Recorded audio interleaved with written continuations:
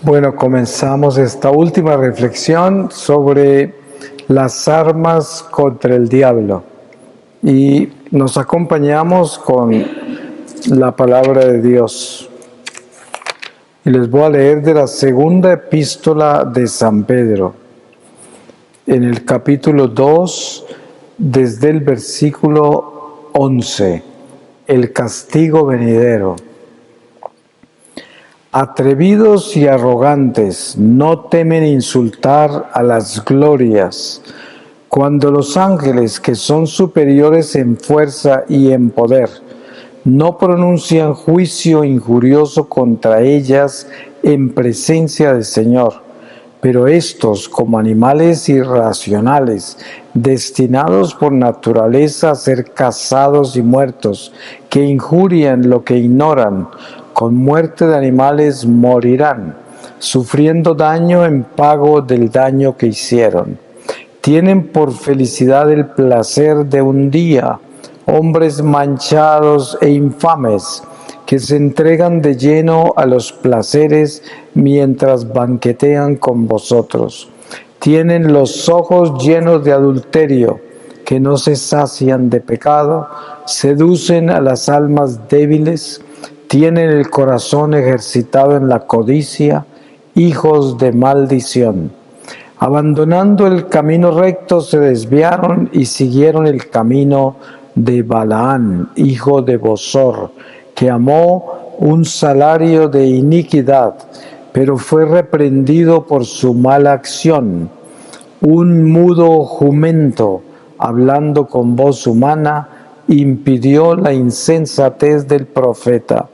Estos son fuentes secas y nubes llevadas por el huracán, a quienes está reservada la oscuridad de las tinieblas. Hablando palabras altisonantes pero vacías, seducen con las pasiones de la carne y el libertinaje a los que acaban de alejarse de los que viven en el error. Les prometen libertad mientras que ellos son esclavos de la corrupción, pues uno queda esclavo de aquel que le vence, porque si después de haberse alejado de la impureza del mundo, por el conocimiento de nuestro Señor y Salvador Jesucristo, se enredan nuevamente en ella y son vencidos, su postrera situación resulta peor que la primera, pues más les hubiera valido no haber conocido el camino de la justicia, que una vez conocido, volverse atrás del santo precepto que les fue transmitido. Les ha sucedido lo de aquel proverbio tan cierto: el perro vuelve a su vómito y la puerca lavada a revolcarse en el cieno. Palabra de Dios. Para nosotros la palabra diablo, por enseñanza de la Iglesia, representa el mal, el pecado, Satanás, la serpiente vieja, el dragón, el infierno, la perdición eterna, la condenación. Eso significa Satanás, el diablo. Y sabemos que es verdad. Yo sí que lo puedo testificar. Pero es importante que obedezcamos a lo que Jesús nos enseñó en el Evangelio cuando tuvo que tristemente confrontar a Santo Tomás por su falta de fe, cuando creyó en el Señor porque lo vio y porque le vio sus llagas, como le había dicho a los apóstoles: tengo que meter los dedos en esas llagas para creer que resucitó. Y entonces cuando lo ve y se arrodilla y le dice: Señor mío y Dios mío, él le dice: porque me ves, crees. Dichoso aquel que cree sin ver. Por eso no es necesario que se nos aparezca el diablo para que creamos que existe. Además, no se lo recomiendo tampoco. Es mejor tener claridad en lo que la Iglesia nos ha enseñado y creer. y obedecer a lo que creemos. El diablo existe y yo puedo testificar sobre eso con mi vida. Existe y es una persona, no es una energía, no es una idea, no es una dimensión, no, es una persona como usted y yo, solo que es un ángel caído, que fue creado superior a nosotros, pero que cayó por la desobediencia como se nos ha sido revelado. Y es un envidioso que está condenado eternamente a los abismos, que nunca podrá regresar a la gracia de Dios y por lo tanto nos odia porque nosotros, habiendo sido creados inferiores a Él, podemos entrar a la gloria de Dios de donde Él fue arrojado. ¿Se pueden imaginar lo que Él odia? El ver criaturas como nosotros que somos sordos, ciegos y mudos al mundo espiritual, y sin embargo, de toda esta mudez, sordera, ceguera, podemos entrar a la plenitud de la luz a la que Él no puede.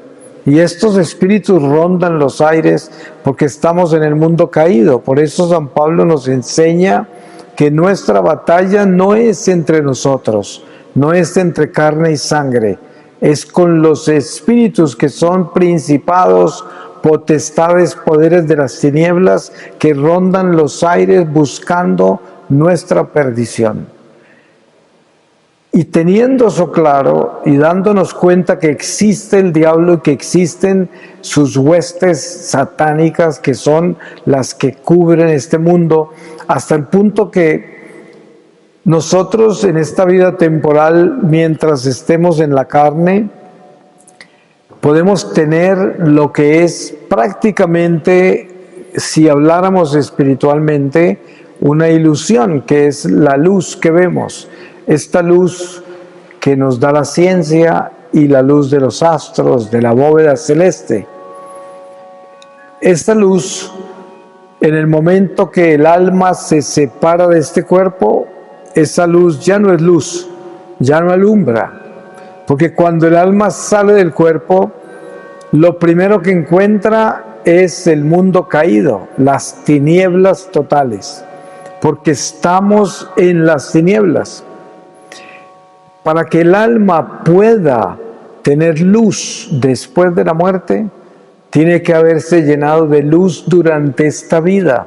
Y por eso el alma que sale de este cuerpo y tiene a Dios, se va hacia la luz y sale de las tinieblas, pero primero aparece en las tinieblas. Por eso se dice que la tentación más grande de nuestra vida es la muerte, porque en el momento que aparecemos en el mundo espiritual, todas las tinieblas aparecen a tentarnos, como si nos fuéramos a quedar ahí.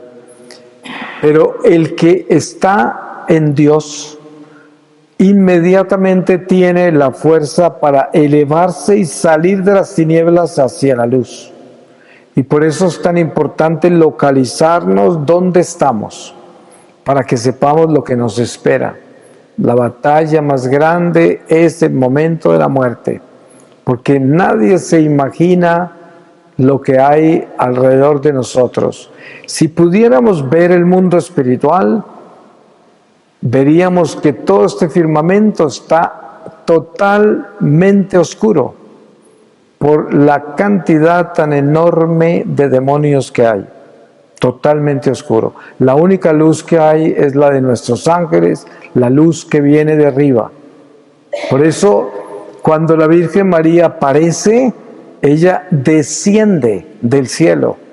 Por eso siempre aparece encima de una nube o flotando. Algunas veces parece tocar la tierra, pero ella desciende. Cuando Jesús bajó del cielo, descendió. Cuando se fue, ascendió. Salió de acá. Y por eso el Evangelio, que es nuestra guía, nos muestra con claridad nuestra localización, el punto de localización perfecto. Nos muestra que estamos abajo, porque Jesús descendió del cielo, dice el primero que bajó del cielo, descendió, y cuando se fue, ascendió, y dijo, me voy a prepararles un lugar, porque a donde yo voy, ustedes estarán, si me siguen y me obedecen. Pero lo primero que hace el Señor es mostrarnos dónde estamos. Estamos abajo, estamos desterrados. Y San Juan Evangelista, en el libro del Apocalipsis, escucha una voz que le dice al final, ay de la tierra y el mar, porque Satanás ha sido lanzado allá con sus ángeles y está furioso porque su tiempo se termina ya. El demonio fue lanzado acá y obviamente que sabemos que los espíritus no viven en el tiempo ni en el espacio. Por eso nuestra vida es un instante en la eternidad y para el demonio eso se está acabando ya. Es terrible porque sabe que el tiempo apremia para llevarse las más almas que puedan, porque eso es lo que el mal quiere hacer, destruir almas, llevarse almas. Y des en cuenta que el bien, que es Jesucristo, lo que quiere es llevarse almas también. Son una batalla por las almas, para la salvación y para el infierno. Y esa es la batalla. ¿Cuáles son nuestras armas contra el diablo? Nuestras armas contra el diablo es nuestra fe en Jesucristo. Esas son nuestras armas. ¿Cómo podemos ser efectivos con esas armas? Con nuestra fidelidad incondicional, una fidelidad total. Hay gente que dice, ¿será que es verdad que hay brujas y que a uno le pueden hacer brujería? La respuesta es, sí hay brujas y sí le pueden hacer brujería al que está en pecado. El que está en pecado le entra el mal en toda su dimensión. El que está en gracia no lo toca ni el veneno. Son promesas del Evangelio, promesas de Jesucristo. Por muy bruja que sea la bruja, no puede tocarme si yo soy fiel. Por eso, ¿cuál es mi arma contra el diablo? Mi fidelidad a Dios. Ese es el arma. Si yo soy fiel a Dios, el mal no me toca. Y si el diablo pide permiso para tocarme, Dios lo permite porque me voy a fortalecer con lo que el diablo me va a hacer. Como le pasó a San Pedro cuando fue pasado por el trillo. Se volvió, ¿quién? Pedro, nada menos que la columna de la iglesia más grande, porque así lo quiso el Señor. Pero el diablo no tiene poder para destruirnos cuando somos fieles a Dios. No puede, y ninguna fuerza del mal puede. Nadie que sea de la oscuridad puede contra nosotros si somos fieles a Dios. Entonces, ¿cuál es el arma más poderosa contra las tinieblas? Nuestra fidelidad en Jesucristo. Eso es el señorío a Jesús. Esa es nuestra arma poderosa. Por eso se dice que no hay un nombre por encima del nombre de Jesús. Está por encima de todo nombre. Porque si yo le pertenezco a Jesús, solo con pronunciar su nombre derroto las tinieblas. Solo con su nombre, porque le pertenezco a Él. Por eso es que es tan importante la consagración a la Virgen María, porque la Virgen María, Madre de Dios, Madre de la Iglesia, cuna de la Iglesia, es una fuerza extraordinaria contra las tinieblas, y si nosotros nos consagramos a ella, quedamos marcados por la Madre de Dios y el diablo no nos puede tocar ni se puede acercar. Este es mío, dice la Madre. Y ahí no se acerca, porque no hay nadie a quien el demonio le tema más dentro de los seres humanos que a la Virgen María.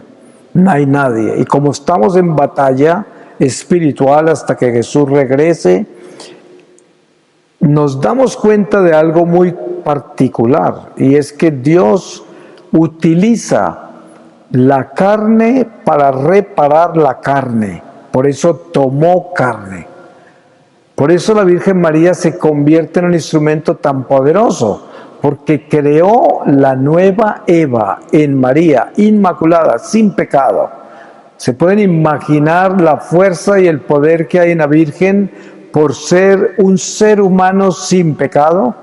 Pues si Dios tomó la carne para poder reparar nuestra carne y salvarnos de nuestra carne mortal, ¿se pueden imaginar la fuerza que hay en la Virgen María, que es una carne sin pecado? Es la carne de la reparación perfecta, porque es la nueva Eva de la nueva creación, algo que el demonio no puede tocar, no tiene cómo. Por eso, si nosotros nos consagramos a la Virgen, nos unimos a su inmaculado corazón, o sea, nos unimos a su naturaleza inmaculada, y ahí no entra el diablo. Pero todo esto lo tenemos que tener muy claro en el sentido de que para uno tener estas gracias tiene que ser fiel. Es como los sacramentales. Yo puedo tener un escapulario y lo tengo, lo uso siempre, lo llevo. Un escapulario es un sacramental. Muy bien. Este sacramental no es un amuleto, porque si yo no soy fiel a Dios, así tenga 20 escapularios, no me sirven de nada, porque el diablo con el mismo escapulario me ahorca, ¿sí? Porque no vale nada, porque si yo no soy fiel, ese sacramental no tiene fuerza para protegerme. Por eso, si yo voy y me confieso mal a propósito, porque me confesé mal y sé que me estoy confesando mal, esa confesión no vale nada. No vale nada, porque el diablo me ganó.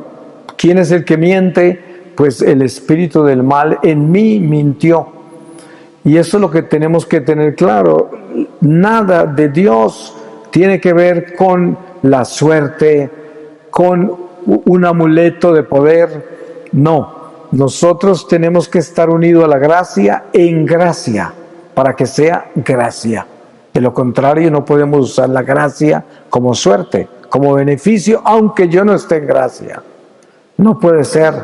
Y ustedes saben que usted viene a la iglesia y a veces no estamos bien, porque sabemos que necesitamos confesarnos, que no estamos bien. Y usted no se siente igual en la iglesia cuando no se siente bien, ¿no? Cuando no está en paz con Dios. No es lo mismo. No es lo mismo estar en la iglesia sin estar en paz con Dios, que estar en la iglesia en paz con Dios. Son dos estados totalmente diferentes. Y por eso siempre debemos buscar esa paz y esa fidelidad a Dios para asegurarnos que el diablo no tiene poder contra nosotros, para asegurarnos que no puede entrarse por ningún lado. Esas son las armas poderosas contra Satanás, nuestra fidelidad. Y miren ustedes todo lo que la iglesia hace. ¿Cómo será la batalla espiritual en la que nos encontramos?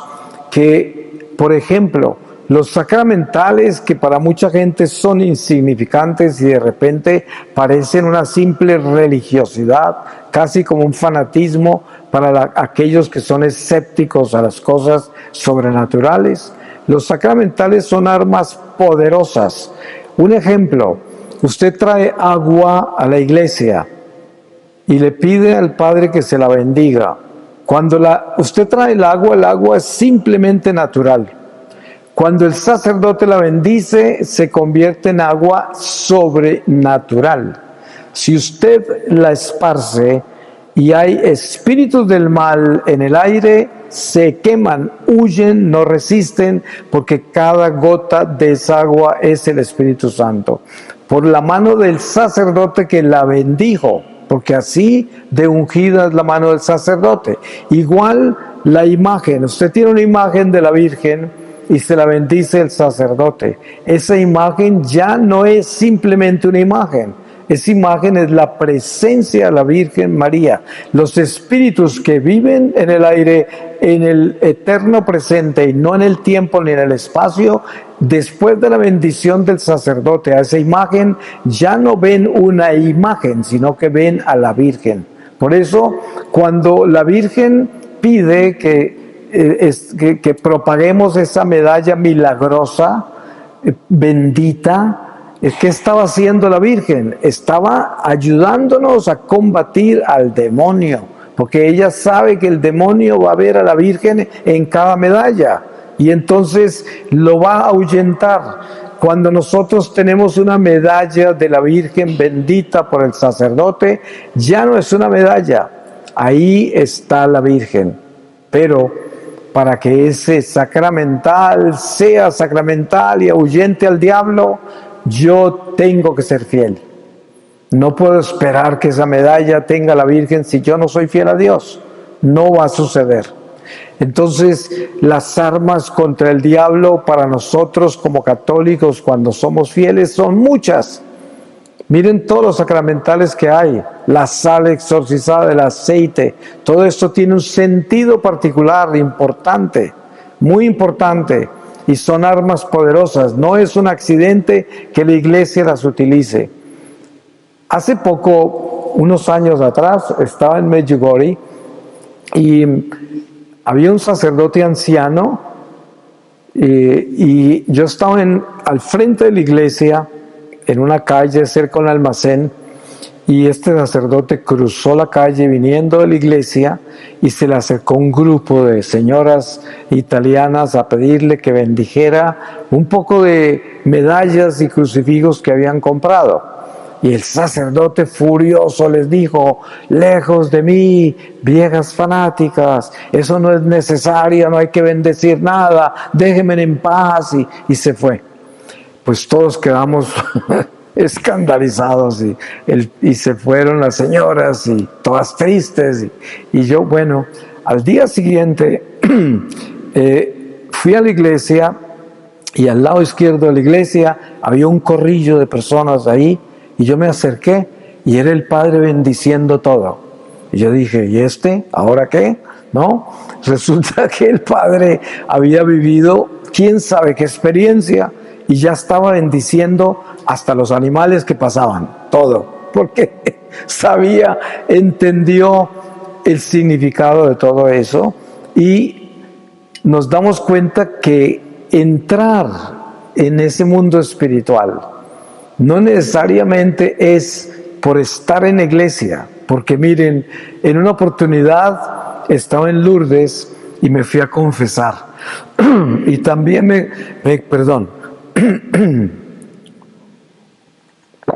me confesé con un sacerdote muy mayor, y cuando terminé la confesión, porque había llegado de una misión en África muy difícil y estaba muy cargado, y me fui a Lourdes y era enero, helado.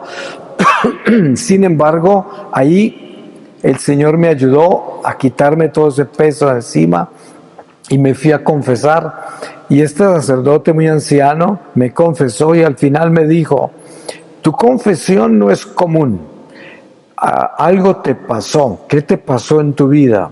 Entonces yo le di un testimonio muy corto y él me dijo: pues yo tengo un testimonio que darte. Yo me convertí aquí en Lourdes, estoy retirado hace no sé cuántos años, era una persona muy mayor, pero mi conversión fue aquí en Lourdes a través de las confesiones a los peregrinos. Y yo le dije: padre, perdóneme. Y esto era muy reciente que yo empecé mi vida misionera. Yo le dije: padre, ¿cómo puede convertirse un sacerdote? Si usted se fue al seminario porque estaba convertido, sino ¿cómo se volvió sacerdote? Y dijo: no, hijo, estás equivocado. La conversión no se da por la vocación, y la conversión no se da por estar en la iglesia en cualquiera que sea el estado que estemos. Dice, la conversión se da por una gracia de Dios y un corazón abierto a la gracia. Yo llevo apenas unos pocos años de conversión después de haber vivido casi 60 años de sacerdocio. Eso para mí fue un impacto inmenso. además de ver la humildad de ese sacerdote, la sencillez y la verdad que fluía de sus labios, que era increíble de poderoso, y entendí algo que es muy importante de entender, y es que nosotros debemos tener una compasión muy grande entre nosotros, porque este camino cristiano es un camino muy exigente y no podemos esperar que la gente sea lo que esperamos que sean, porque el hecho de que una persona sea sacerdote o que sea religiosa o que sea esposa o esposo o que sea una persona muy comprometida en la iglesia, eso no es señal de conversión necesariamente, pero es un ser humano que Dios ha llamado a la iglesia y que está llamado a ser real. Y esa gracia de ser real y de vivir una conversión es una bendición de Dios que se da por la apertura de un corazón, porque en alguna forma, en algún momento, tiene que haber una súplica interna que sale del fondo del ser, que quiere conocer a Dios, que quiere ser de Dios, en medio de esa experiencia cristiana. Y esto tenemos que tenerlo claro y por eso debemos tener compasión. ¿Cuántas personas no se frustran porque encuentran gente en la iglesia que esperaban que fueran santos o que fueran muy espirituales y no lo son? A mí me sucedió con una señora que vino a una charla mía y me dijo que hacía no sé cuántos años se había ido de la iglesia, pero la charla precisamente que estaba dando yo era sobre la confesión. Y esa señora ese día se volvió a confesar después de muchísimos años. Y la razón por la cual se había ido fue porque alguien en su familia la convenció que regresara a la iglesia, pero que hiciera una buena confesión. Entonces ella se fue y apuntó todos sus pecados uno por uno en presencia del Señor en la Eucaristía y luego se fue a confesar con su lista. Y cuando llegó donde el Padre le miró la lista y dijo: ¿usted se arrepintió de todo lo que escribió ahí? Y ella le dijo: sí, Padre. Y dice: le voy a dar la absolución. Y le dio la absolución y esta señora salió furiosa porque el Padre no la dejó leer los pecados y se fue de la iglesia otra vez por muchos años, hasta ese día que yo di la charla sobre la confesión. Y precisamente en esa charla estaba diciendo yo que el Espíritu Santo se manifiesta a través del sacerdote en formas increíblemente absurdas que de repente a nosotros nos parecen que no es lo que debe ser, como en ese caso. La prueba que vivió esa mujer fue inmensa, porque falló, se tropezó en su vanidad, en su expectativa, en su soberbia, y por eso se fue de la iglesia por las razones equivocadas. ¿Y cuánta gente se va de una parroquia porque se ofenden con el padre, con la homilía, con la forma que las trató, con la forma que las confesó, o por los parroquianos que están en la parroquia? ¿Quién sabe cuántas cosas? Porque no están ahí con Dios, sino que están con la gente. Y miren, la forma más rápida de perder su fe es si usted está en la iglesia por la gente. Porque si usted no está en la iglesia por Jesús, que está aquí en este sagrario, a usted se lo lleva el diablo con cualquier tontería que sucede en la iglesia. Porque usted está prendida de ídolos, usted está prendida de seres humanos, está prendida de acciones humanas. Ahí no es el lugar para prenderse. Uno tiene que prenderse de Dios. Y si no se prende de Dios, no está prendido la verdad, porque ninguno de nosotros vamos a hacer esa esperanza, a no ser de que nosotros nos santifiquemos y nos convirtamos en luz. Pero siempre el llamado nuestro en la iglesia es aprendernos de Jesús. Él es el Señor y a Él debemos darle la gloria y a Él debemos venir a visitar. Ustedes se dan cuenta cuánta gente entra a la iglesia y ni siquiera está consciente de Jesús Eucaristía, no está consciente del sagrario, está más consciente de la gente que hay ahí, de todo lo que hay ahí, del respeto humano, pero no está consciente de Dios. Y esto es lo que debemos tener claro. Hoy podemos decir que nosotros tenemos en nuestro corazón una responsabilidad muy grande, y es que hay que estar conscientes de la batalla espiritual en la que estamos enfrentados. Estamos enfrentados contra poderes, potencias de las tinieblas. Y tenemos que estar muy conscientes de que esta pelea es todos los días. Y que el diablo es muy sucio. El diablo se nos mete en todo. Usted es muy religioso, se le mete en la religión. Usted no es religioso, se le mete por otro lado, en su humanidad, en sus situaciones, en todo lo que usted es, en todas partes se puede meter. Pero el diablo solo tiene el poder que nosotros le damos. Es el único poder que tiene. O si Dios le permite pasarnos por el trillo. Y si Dios permite eso, es porque Dios sabe que nosotros podemos pasar la prueba. De lo contrario, Dios no va a permitir que el diablo nos destruya. Por eso es que cuando uno está en gracia de Dios y tiene una prueba dura, tiene que decir, así tenía que ser. Gloria a Dios, que el Señor me dé fortaleza para vivir esta prueba. Esto es lo que debemos tener siempre claro. Voy a terminar leyéndoles a ustedes de la epístola de San Judas, en el capítulo... Bueno, esto tiene un solo capítulo, pero desde el versículo 17. Exhortación a los fieles, la enseñanza de los apóstoles. En cambio, vosotros, queridos, acordaos de las predicciones de los apóstoles de nuestro Señor Jesucristo. Ellos os decían: al fin de los tiempos aparecerán hombres sarcásticos que vivirán según sus propias pasiones impías. Estos son los que crean divisiones, viven una vida solo natural sin tener el Espíritu. Pero vosotros, queridos, edificando sobre vuestra santísima fe y orando en el Espíritu Santo, manteneos en la caridad de Dios, aguardando la misericordia de nuestro Señor Jesucristo para vida eterna. A unos, a los que vacilan, tratad de convencerlos; a otros, tratad de salvarlos arrancándolos del fuego; y a otros, mostradles misericordia con cautela, odiando incluso la túnica manchada por su carne. Palabra de Dios.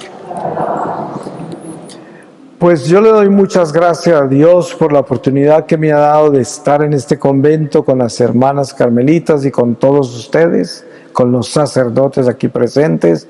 Gran honor y bendición para nosotros, por nuestra Iglesia Católica, que es un don maravilloso, extraordinario, lo más grande, y que el Señor nos dé a todos nosotros la bendición y la gracia de santificarnos. Pues como dice San Pablo, la voluntad de Dios es nuestra santificación. Esa es la voluntad de Dios. No hay otra voluntad de Dios que nuestra santificación. ¿Y cómo nos santificamos? Siendo buenos. ¿Y cómo somos buenos? Buscando el bien en todo. Y eso se puede hacer. Amén.